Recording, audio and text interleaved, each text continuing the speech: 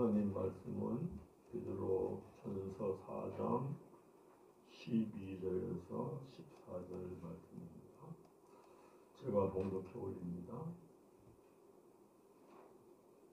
사랑하는 자들아, 너희를 연단하려고 오는 불시험을 이상한 일 당하는 것 같이 이상히 여기지 말고 오히려 너희가 그리스도의 고난에 참여하는 것으로 즐거워하라. 이는 그의 영광을 나타내실 때에 너희로 즐거워하고 기뻐하게 하려 합니다. 너희가 그리스도의 이름으로 치욕을 당하면 복 있는 자로다. 영광의 영 하나님의 영이 너희 위에 계십니다. 아멘.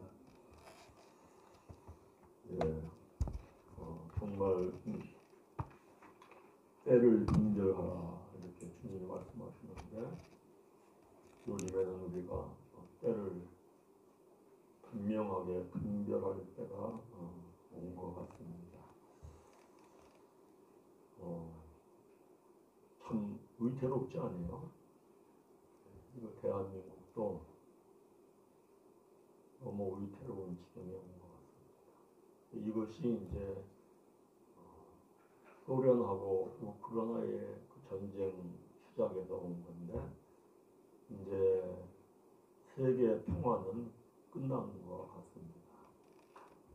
아마 전쟁에 전쟁을 더할 겁니다. 그러니까 이렇게 전쟁해도 되는구나. 저 소련의 푸틴이 하는 걸 보고 김정은이도 발작할 수 있겠구나 이런 생각을 해봅니다. 뭐 핵이 몇 개만 터져도 세계가 불바다되는 거 아닌가요? 근데 뭐 지금 핵이 몇 개가 아니라 수천 개 아닌가요? 뭐 소련에, 뭐 미국에, 뭐 중국에, 뭐 프랑스에, 뭐 영국에 아주 위촉축발인 시대에 살고 있는 것 같습니다. 살아남는 방법은 이 세상에 베드로후서 3장에 그랬잖아요. 세상 마지막 때는 불심판한다. 그래서 모든 문명의 발달이 불심판을 향하여 왔습니다. 이것도 좋네 저것도 좋네 해서 자동차도 얼마나 편하고 좋습니까? 근데 터지면 불덩어리 아닙니까? 아파트가 얼마나 편하고 좋습니까? 그런데 한번 터지면 불덩어리 되는 거 아닙니까? 가스로 줄줄줄줄 그냥 동에 매고 전기줄로 전부 다 안팎으로 왔다 갔다 하고 그동안 상당히 편리하게 살았는데 정말 한 순간에 순식간에 성경의 예언의 말씀대로 마지막 때에 불심판이 있다 하는 그 불바다가 될 걸 우리가 뻔히 이렇게 보이는 것 같지 않아요? 보이는 것 같죠? 뻔히 보이는 것 같아요. 그런데 그 불심판, 불바다가 됐을 때 살아남는 건 하나밖에 없습니다. 그건 뭐냐면은 우리의 육의 몸이 영의 몸을 입는 것밖에 없어요. 영의 몸이라고 하는 거는 빛의 몸이거든요. 영이 빛이거든요. 이 빛은 햇빛보다 7배나 강한 빛이라고 성경에 말씀을 해요. 그런데 핵폭탄이 아무리 세다고 해도 햇빛보다 강하겠어요? 햇빛의 그 원래의 불덩어리보다 핵폭탄의 불이 더 셀까요? 어림도 없죠. 그런데 그 햇빛보다 7배나 강한 것이 우리의 육의 몸이 영의 몸을 입는 거예요. 그래서 제가 이 주보 오늘 제가 기도할 때마다 이걸 하려고 합니다. 이걸 아주 저는 이걸 매일 기도합니다. 매일 밤에 제가 기도할 때마다 이 기도의 내용을 매일 합니다. 이게 얼마나 좋습니까? 거의 끝자락만 읽으면은 이렇게 영의 몸, 영광의 몸이 되면 늙어도 여전히 절실하고 진액이 풍족하고 빛이 청청한 성도로 살다. 마지막 나팔에 불바다가 될 때 순식간에 호련히 변화돼서 올라가는 거예요. 아멘. 어저께 유지선 이사님 만나가지고 대화하는데 뭐라고 하냐면은 이만석 권사님하고 자기하고 이 이야기를 종종 자주 한대요. 늙어도 여전히 결실하고 지대기 풍족하고 빛이 청청하게 우리도 이렇게 살자고 기도한대요. 매일 그분들도 매일 예배드리고 매일 기도한다고 해요. 그래서 감사하다 그랬어요. 자, 우리 변화가 돼야 합니다. 믿으십니까? 변화가 돼야 합니다. 예, 정말 내가 육의 몸이 영의 몸으로 변화가 됐다라는 징조는 이거입니다. 오늘 베드로전서 4장 12절 봐보세요.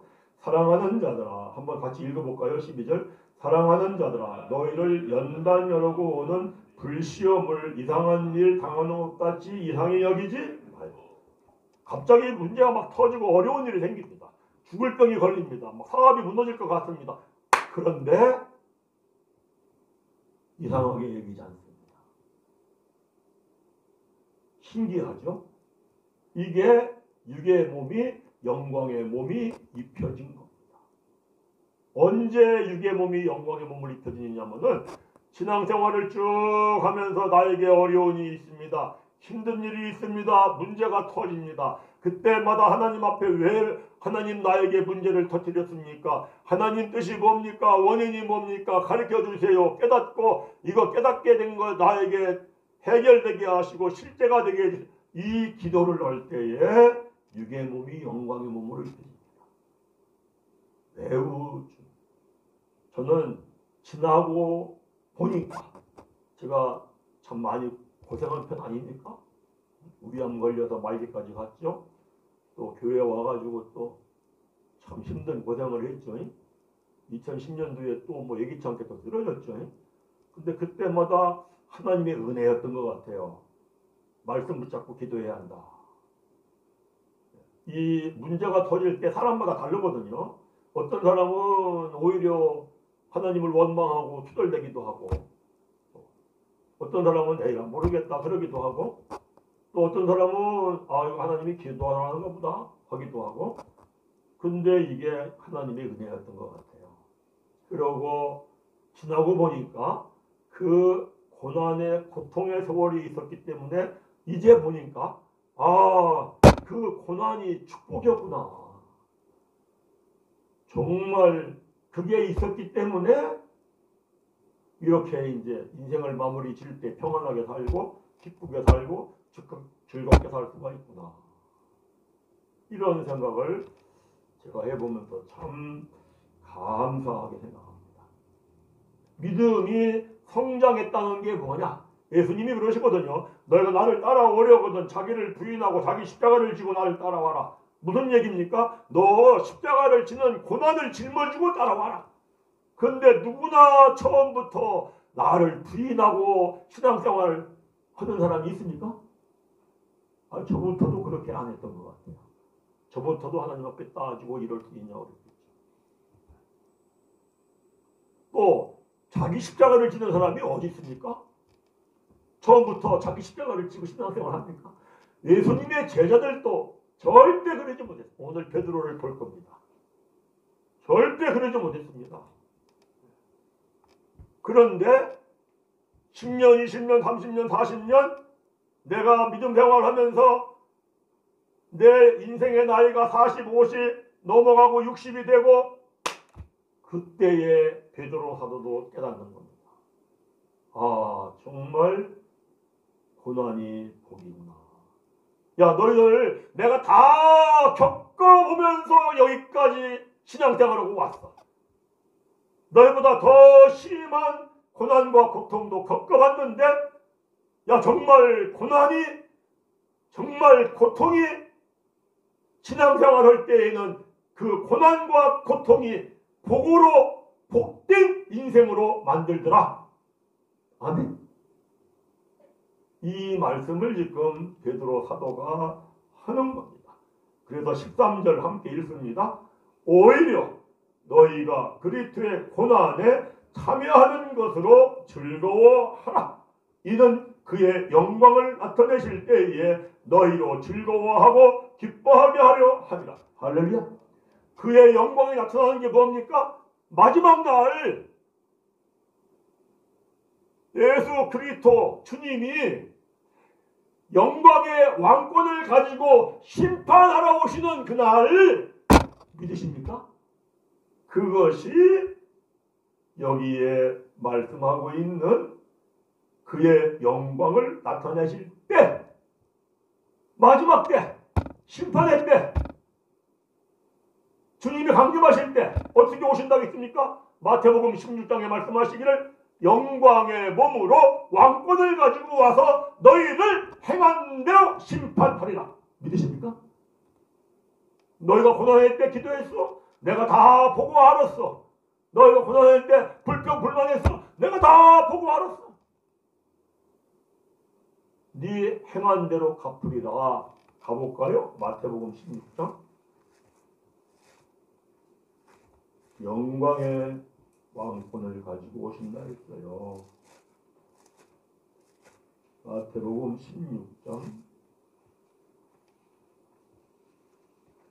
27절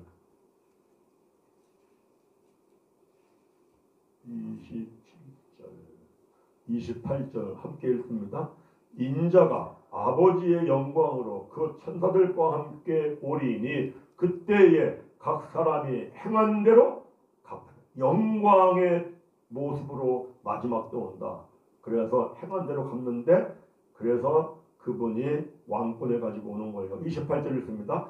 진실로 너희에게 이르노니 여기 서 있는 사람 중에 죽기 전에 인자가 그 왕권을 가지고 오는 것을 볼 자들도 있느니라. 아멘. 그래서 베드로 사도가 베드로 전서 4장 13절에서 영광의 때 나타나. 그러면 이 영광의 때에 우리가 기뻐하고 즐거워해야 돼요. 영광의 때 기뻐하고 즐거워한다는 건 뭐냐면요, 순식간에 호련히 공중으로 끌어올라가면서 이렇게 보니까 불바다가 돼가지고 불심판이 돼가지고 불바다 속에서 아우성거리는 저 사람들. 그런데 사람이 호련히 끌어올라가. 얼마나 기쁘고 얼마나 즐겁겠습니까? 이 영광의 몸이 입혀지기를 간절히 바랍니다. 그러나 영광의 몸은, 영의 몸은 그냥 입혀진다고 말씀하지 않습니다. 썩을 몸으로 심을 때 썩지 아니할 것으로 다시 살아나야 되고, 욕된 몸으로 심을 때에 영광스러운 몸으로 다시 살아나야 되고, 이 부활신앙은 오늘 이루어지는 겁니다. 오늘. 약한 몸으로 심을 때에 강한 몸으로 다시 살아나야 되고, 육의 몸으로 심을 때에 신령한 몸으로 다시 살아나나니 육의 몸이 있은즉 영의 몸, 영광의 빛의 몸도 있느니라. 아멘. 그래서 14절에 이렇게 얘기합니다. 너희가 그리스도의 이름으로 치욕을 당하면 복 있는 자라. 아멘. 욕먹는 게 복이에요. 믿으십니까? 예수 믿고 욕 안 먹으려고 하죠. 예수 믿고 나는 적당히 신앙생활을, 절대 거기는 믿음이라는 게 세워지지 않습니다. 정말이죠. 욕 먹는 게 복입니다. 욕을 먹어야 원수가 생기거든요. 그래야 그 원수를 사랑하려고 기도를 하죠. 원수를 사랑하라 했기 때문에. 기도해보면은 정말 얼마나 좋은지, 원수를 사랑하는 기도를 항상 하시기 바랍니다. 이것보다 사람을 편하게 만드는 게 없습니다.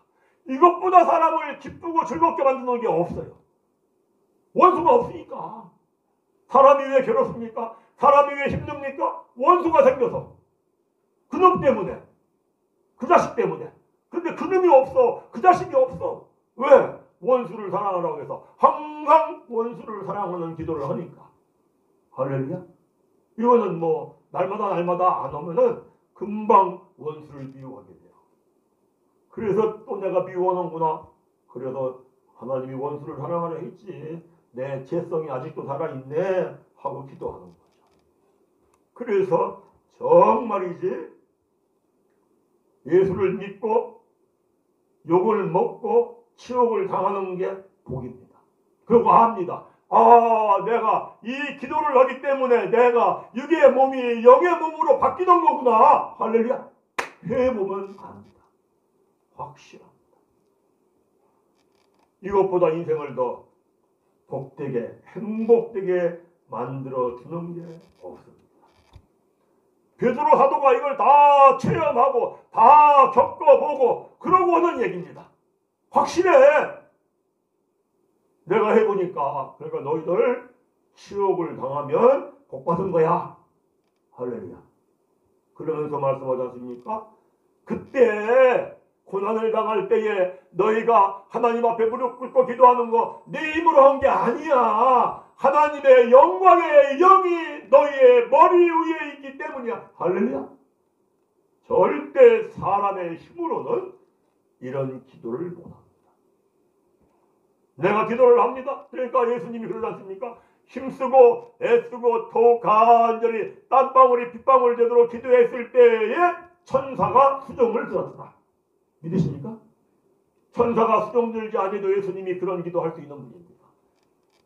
그런데 예수님이 천사가 수종 들어 내가 결단을 하고 그리고 내가 하나님의 뜻을 따라가고 고난이라 할지라도 내 십자가를 지고 가리라 할 때에는 천사가 수종 드는 걸 믿으시기를 바랍니다. 한참 기도하다 보면은요, 내가 이상해요. 어떻게 내가 이렇게 피곤한 몸으로 지친 몸으로 이렇게 기도하고 있지? 천사가 섬기는 건 줄 믿으시기를 바랍니다. 모든 일은 다 하나님이 하시는 겁니다. 제가 어저께 밤에 기도하는데 이런 기도가 나와요. 장로님, 유지선 집사님 오셨더라고요. 하나님 감사합니다. 하나님이 보내주신 줄 믿습니다. 믿으십니까? 누가 오락해서 오고 누가 가락해서 갑니까? 다 누가 하시는 일이다? 하나님이 하시는 일이다. 할렐루야. 저는 하나님이 이제 이 일을 시작하셨다고 믿습니다. 얼마 전부터 제가 그랬을 거예요. 하나님. 요즘 선생님 그러더라고요. 아니 그러면 뭐 계속 아니요. 그게 아니고 하나님이 하시는 일이 있다. 믿으시기를 바랍니다. 그래서 정말 하나님의 영이 영광의 영이 나와 함께하고 있구나. 이거는요. 내가 매달려 억지로라도 기도를 해봐야 합니다. 그래서 구레네 사람 시몬이 십자가를 지고 갈 때 자원하여 지고 갔습니까? 억지로 십자가를 지고 갔느니라. 알기 때문에 안 할 수가 없거든요. 이걸 안 할래야 안 할 수가 없어요. 알기 때문에. 이거 안 하면 다 헛것이에요. 헛것. 행함이 없는 믿음은 죽은 것이다. 매 주일마다 교회 와서 예배드리잖아요. 하루 종일 열심히 일해가지고 버는 피같은 돈을 헌금을 하잖아요. 이게 헛것이 된다면 얼마나 억울한 겁니까? 그러냐 안 할 수 있습니까? 그런데 더욱이 요새의 이 판세를 보면은 이 시대를 보면은 마태복음 24장의 마지막 때에 대한 징조를 얘기합니다. 전쟁에 전쟁을 더하고 난리에 난리를 더하고 기근에 기근을 더하고 금년 겨울에 배고파서 굶어 죽을 사람이 엄청 많답니다. 세계적으로. 정말 우리나라는 참 다행인 것 같아요. 하나님의 은혜인 줄 믿습니다. 세계의 선교사를 미국 다음에 우리나라가 제일 많이 파송할 거죠. 그래서 우리가 알아야 합니다. 이 변화가 돼야 돼요. 변화가. 그래서 저도 목사지만 참 괴로운 게 제가 항상 이런 생각을 합니다. 내가 이거 목사가 안 됐으면은 지금 얼마나 고통스러운 인생을 살았을까. 야 정말 그때 어떻게 그 좋은 직장을 그만두고 나왔지?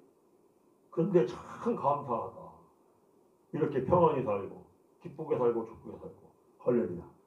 그런데 그래도 내가 이거 목사인가 하고 생각하면 아직도 모르는 것 같아요. 그래 스스로 참 답답해하기도 합니다. 그래 답답해하니까 기도가 되더라고요. 답답해. 왜 답답하니까 기도밖에 없죠. 그럼 원래 베드로가 고난이라면 좋은 거야, 고난을 따라가, 이렇게 말한 사람입니까? 베드로가 어떤 사람입니까? 우리 한번 보자고요. 다 알지만은 마태복음 26장을 가보세요. 31절, 32절, 33절. 베드로가 이런 사람이었습니다. 함께 읽습니다. 그때에 예수께서 제자들에게 이르시되 오늘 밤에 너희가 다 나를 버리리라 기록된 바 내가 목자를 치리니 양의 떼가 흩어지리라 하였느니라. 그러나 내가 살아난 후에 너희보다 먼저 갈릴리로 가리라. 33절. 베드로가 대답하여 이르되 모두 주를 버릴지라도 나는 결코 버리지 않겠나이다. 아주 버리지 않겠나이다. 이렇게 모두가 주를 버린다 할지라도 나는요 주님과 함께요 고난도 받고요 나는 주님과 함께 십자가에서 죽고요 이랬던 아주 큰 소리 친 사람이에요.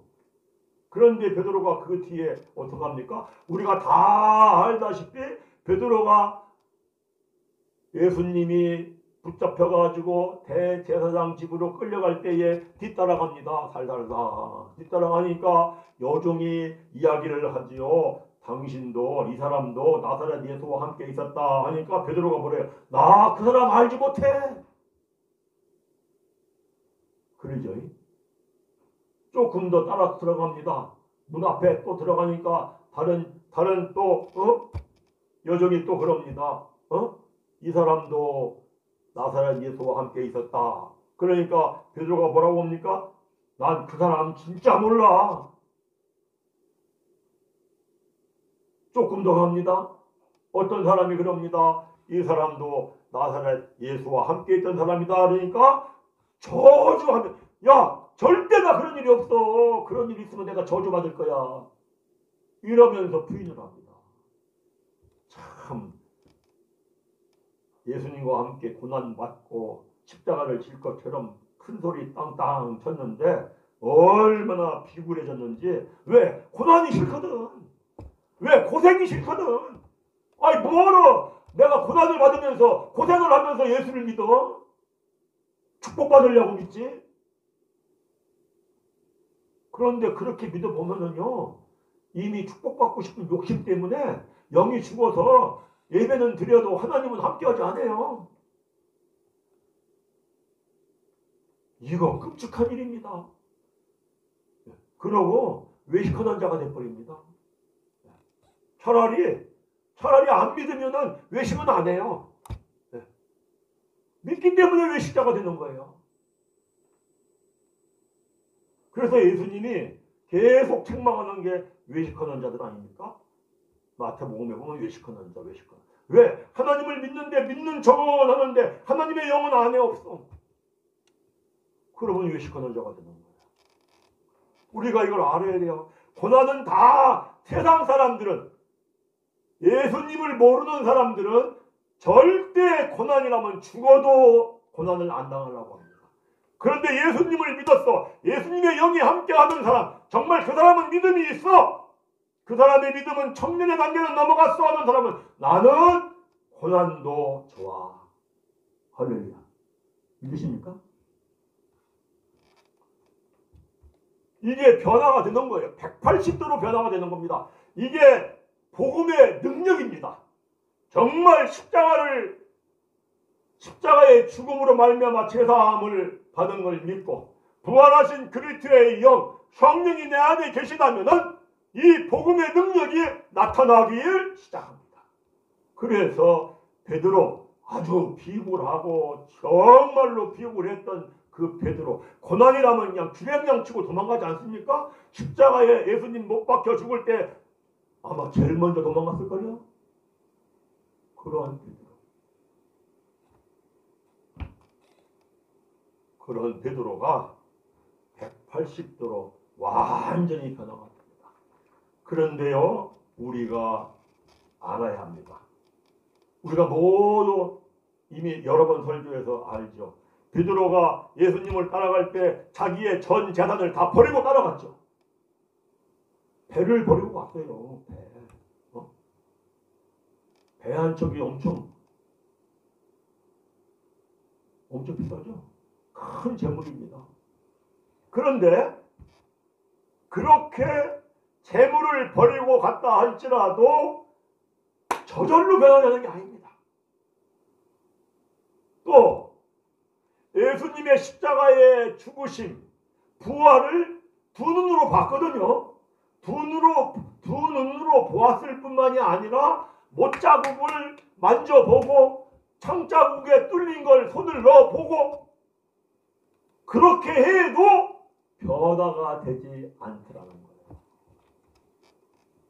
그러면 어떻게 할 때 변화가 되느냐? 궁금하죠? 오늘은 이 이야기를 하려고 합니다.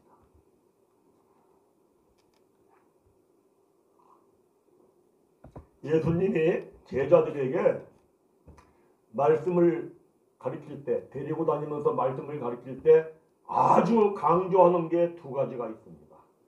하나는 뭐냐면은 너희들 내가 너희에게 가르쳐 준 말씀을 깨달았느냐?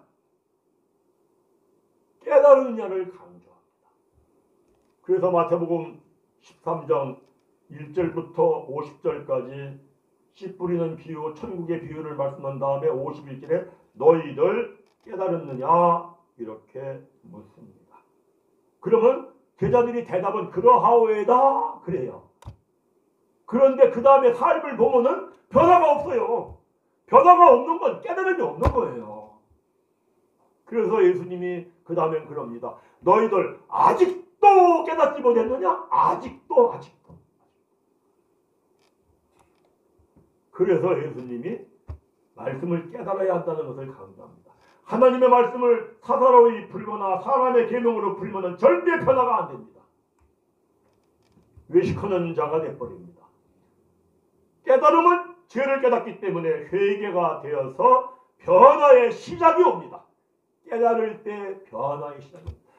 성경 말씀을 깨닫지 못하고 사람의 계명으로 교훈을 담아 풀면은 성경책은 하나님의 말씀이 아니라 세상의 윤리와 도덕책이 되어버립니다. 그래서 구원이 없습니다. 그래서 사람의 계명으로 교훈을 담아 가리키고 배웠던 바리새인 서기관들 맹인이 되어서 둘 다 지옥에 떨어진다. 베드로 사도가 그럽니다. 베드로후서 1장에서 성경 말씀을 사사로이 풀지 말아라. 성령의 감동으로 쓰여진 게 성경이야. 그래서 성령의 감동으로 성경을 풀어야 돼. 그게 뭐냐? 그것이 말씀을 깨닫는 겁니다. 그리고 또 하나 강조하는 게 있습니다. 기도하는 겁니다. 예수님은요, 모든 전지전능하신 분이에요. 그래서 기도를 눈꼽만큼도 안 해도 모든 일을 다 할 수 있습니다. 그렇지 않습니까? 전지전능하신 하나님이신데요. 그런데 왜 그렇게 예수님이요 들에 가서 기도하셨다, 산에 가서 기도하셨다, 겟세마네 동산 가서 기도할 때에는 힘쓰고 애쓰고 더욱 간절히 땀방울이 핏방울 되기까지 기도했다. 왜 이런 것을 기도하는 모습을 보여주고 기도 어떻게 해야 한다는 걸 가르쳐주고 왜요? 이거는 너희들 그렇게 기도해야 된다. 내가 기도가 필요한 사람이 아니야. 예수님은. 그런데 친히 기도하는 모습을 보여주고 가르쳐주고 왜? 기도해야 변화가 되기 때문입니다. 심지어 귀신 들린 자 제자들이 쫓아내지 못합니다. 예수님께 데려오니까 예수님이 쫓아냅니다. 제자들이 그럽니다. 어떻게 해야 귀신을 쫓아냅니까? 예수님이 뭐라고 합니까? 기도 이외에 다른 종류로는 이와 같은 일이 나타날 수 없느니라. 할렐루야.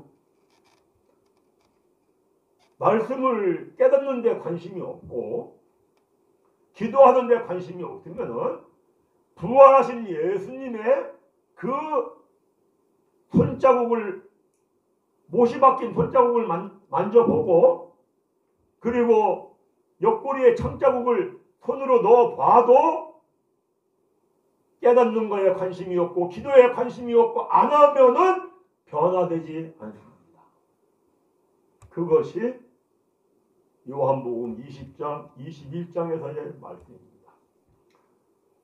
안식구 첫날 예수님이 제자들이 붙잡혀가지고 죽을까봐 두려워가지고 문을 꼭꼭 걸어 잠고 그저 집 안에 있는데 예수님이 부활체시니까 뿅 하고 나타났어요. 언제 예수님 들어오셨지? 부활체니까 들어오셨죠. 그래가지고 예수님께서 제자들에게 손을 보여줍니다. 야, 너희들 봐라. 내가 부활한 몸인데 여기 손에 못자국이 있잖아. 만져봐. 야, 너희들 내 옆구리 여기 구멍 나 있잖아. 여기 손 넣어봐. 그래가지고 제자들이 만져보고 손 넣어보고 다 했습니다. 근데 그때 누가 없었더랬어요? 도마가 없었습니다. 도마가. 그러니까 이제 다른 제자들이 도마한테 도마야 우리가 말이야 부활하신 예수님을 정말 봤다 하니까 야, 너 말 같지 않아. 그래서 막 무슨 사람이 죽었다 살아나.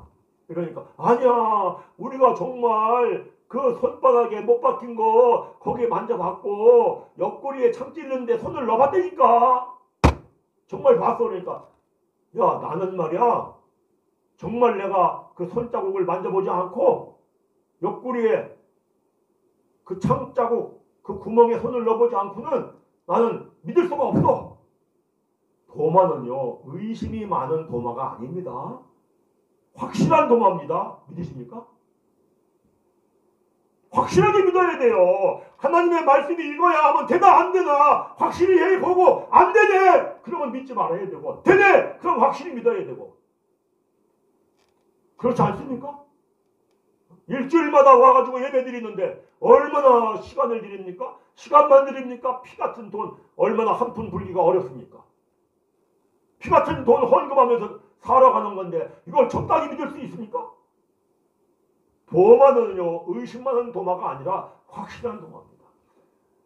요한복음 11장을 보면은 예수님께서 나사로가 죽는데 살리러 가는 장면이 나옵니다. 그때에 제자들이 그럽니다. 주님 다시 거기를 가면은요 저 유대인들한테 돌을 맞아 죽습니다. 가시면 안 됩니다. 그러니까 도마가 뭐라고 그래요? 나는 예수와 함께 돌 맞아 죽어도 가리라. 우리 함께 예수와 함께 돌 맞아 죽어도 가자. 도마는 의심 많은 도마가 아닙니다. 확실한 도마입니다. 확실한 도마. 믿음은 확실해야 합니다. 적당한 믿음은 믿음이 세워지지 않습니다. 행함이 없는 믿음은 죽은 믿음이기 때문에 그렇습니다. 그래서 다 만져봤어요. 그리고 세 번째에 요한복음 21장에 예수님이 또 게네사렛 호수 디베라 바닷가에 나타납니다. 나타나가지고 예수님께서 떡과 생선을 갖다 놓고 숯불을 피워놓고 생선을 구워놓고 제자들이 와가지고 함께 먹고 마십니다. 그러면은 예수님이 십자가에서 죽었다가 부활하신 그 예수님의 손자국도 만져보고 창자국에 손도 넣어보고 떡도 같이 먹고 생선도 같이 먹고 했으면은 좀 사람이 변화가 돼야 할 거 아닙니까? 변화 안 됩니다. 어디 볼까요? 요한복음을 가보세요. 변화가 안 된 부분을 보겠습니다. 요한복음 21장 18절 예수님께서 네가 내 양을 먹여라 내 양을 먹어라 세 번 말씀하신 다음에 하시는 말씀입니다. 18절부터 우리가 23절까지 함께 읽습니다. 내가 진실로 네게 이르노니 네가 젊어서는 스스로 띠를 띠고 원하는 곳으로 다녔거니와 늙어서는 네 팔을 벌리리니 남이 네게 띠 띄우고 원하지 아니하는 곳으로 데려가리라. 이 말씀을 하시면 베드로가 어떠한 죽음으로 하나님께 영광을 돌릴 것을 가리키심이라. 이 말은 너가 앞으로는 너 하나님 말씀 따라가다 너는 죽을 거야 이런 얘기입니다. 그 다음에 읽습니다. 20절 읽습니다. 베드로가 돌이켜 예수께서 사랑하시는 그 제자가 따르는 것을 보니 그는 만찬석에서 예수의 품에 의지하여 주님을 파는 자가 누구오니까 묻던 자더라. 요한이죠. 21절 이에 베드로가 그를 보고 예수께 여짜오되 주님 이 사람은 어떻게 되겠사옵나이까? 이렇게 물어보지 말아야 되거든요. 변화가 됐다면 주님 저는요 내 힘으로는 참 말씀을 따라가다 죽을 수가 없습니다. 하나님 예수님 나를 좀 도와주세요. 제발 나를 도와주셔가지고 나도 좀 말씀을 따라가다 죽게 해주세요. 이렇게 말해야 변화가 된 건데 말하기를 뭐라고 그래요? 21절 이에 베드로가 그를 보고 요한을 보고 예수께 여짜오되 주님 이 사람은 어떻게 되겠사옵나이까? 22절 읽습니다. 예수께서 이르시되 내가 올 때까지 그를 머물게 하고자 할지라도 내게 무슨 상관이냐? 너는 나를 따르라. 23절 이 말씀이 형제들에게 나가서 그 제자는 죽지 아니하겠다 하였으나 예수의 말씀은 그가 죽지 아니하겠다 하신 것이 아니라 내가 올 때까지 그를 머물게 하고자 할지라도 내게 무슨 상관이냐 하신 것이라. 그죠? 그러니까 베드로가 변화됐어요? 안 됐어요? 안 된 거예요. 우리가 이걸 알아야 돼요.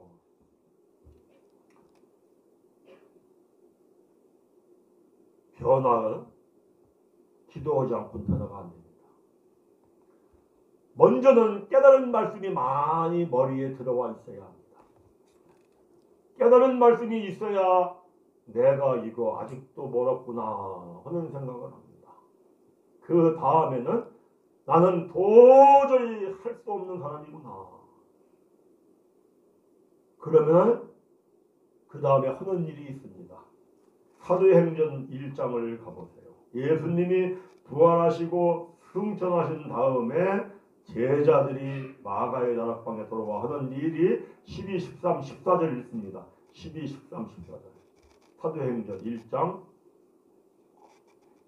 12, 14절 읽습니다. 시작. 제자들이 감난원이라 하는 산으로부터 예루살렘에 돌아오니 이 산은 예루살렘에서 가까워 안식일에 가기 알맞은 길이라. 들어가 그들이 유하는 다락방으로 올라가니 베드로, 요한, 야고보, 안드레와 빌립보, 도마와 바돌레모, 마테와 및 알페오의 아들 야고보, 셀루신 시몬, 야고보의 아들 유다가 다 거기 있어. 14절 크게 읽습니다. 여자들과 예수의 어머니 마리아와 예수의 아우들과 더불어 마음을 같이하여 오로지 기도에 힘쓰더라. 아멘. 오로지 기도에 힘쓰니까 2장 1절 읽습니다. 2장 1절 2절 함께 읽습니다. 오순절날이 이미 이르매 그들이 다 같이 한 곳에 모였더니 호련히 하늘로부터 급하고 강한 바람 같은 소리가 있어 그들이 앉은 온 집에 가득하며 마치 불의 혀처럼 갈라지는 것들이 그들에게 보여 각 사람 위에 하나씩 임하여 있더니 그들이 다 성령의 뭘 받았어요? 충만함을 받았어요. 그 다음에 우리 건너뛰어서 어디를 읽어봅니까? 5장을 읽어봅니다. 5장 사도행전 5장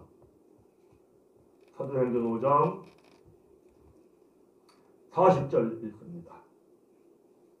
40절 함께 읽습니다. 그들이 옳게 여겨 사도들을 불러들여 채찍질하며 예수의 이름으로 말하는 것을 금하여 놓으니 41절 크게 읽습니다. 사도들은 그 이름을 위하여 능욕받는 이 일에 합당한 자로 여기심을 기뻐하면서 공회 앞을 떠나며. 아멘. 아멘. 예. 오로지 기도에 힘썼더라. 며칠간 기도했냐면요, 열흘간 기도했습니다. 열이라고 하는 숫자는 만수입니다. 기도의 양을 채웠더라 얘기입니다. 기도의 양을 채우고 성령이 충만하니까 채찍에 맞는 것, 능욕을 당하는 것 기뻐하고 즐거워하고. 할렐루야. 그리고 오늘 베드로 사도가 말하는 것처럼 야 고난이 축복이야. 지옥을 받는 게 축복이야. 그게 있어야만이 고난의 때에 하나님을 향하여 하나님 뜻이 뭡니까? 기도하고 내가 깨달았습니다. 깨달은 대로 살려고 힘써야 합니다. 외어 순종하는 자에게 하나님이 성령을 주시느니라. 믿으십니까? 순종할 때 성령이 내 안에 들어와 역사합니다. 그래서 썩어질 것들, 욕된 것들, 약한 것들, 병들게 하는 것들은 멸해버리고 성령이 살리는 영이 썩지 아니할 것으로 살리고 강한 것으로 살리고 영광스러운 것으로 살리고 신령한 몸으로 살리고 그래 영의 몸이 이루어지는 줄 믿습니다. 여러분들 정말 늙어도 여전히 절실하고 진액이 풍족하게 살고 싶지 않습니까? 살고 싶으신 분들은 기도해야 합니다.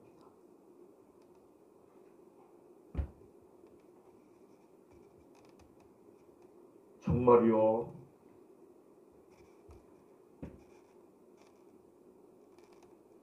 세상의 사람들은 생로병사합니다. 생로병사. 끔찍해요. 생각만.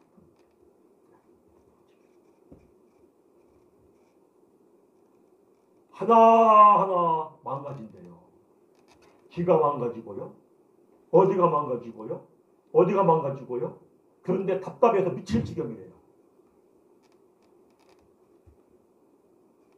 이것이 예수를 안 믿는 세상 사람들이 예수를 믿어도 말씀 깨닫고 기도하지 않으면 똑같이 되는 겁니다. 그러나 예수를 믿고 말씀을 깨닫고 오로지 기도에 힘쓰더라. 그러면은 하나님의 은혜가 있어져서 정말 육의 몸이 영의 몸이 입혀질 줄 믿습니다. 그러면 마지막 불심판이 있다 할지라도 늙어도 여전히 절실하고 진액이 풍족하고 빛이 청청하게 살다가 순식간에 후련히 변화되면서 공중으로 끌어올라가는 영생의 축복을 받아 누릴 줄 믿습니다. 제가 우리 푸니엘의 모든 성도들이 저와 함께 이와 같은 마지막의 인생을 살기를 간절히 바랍니다.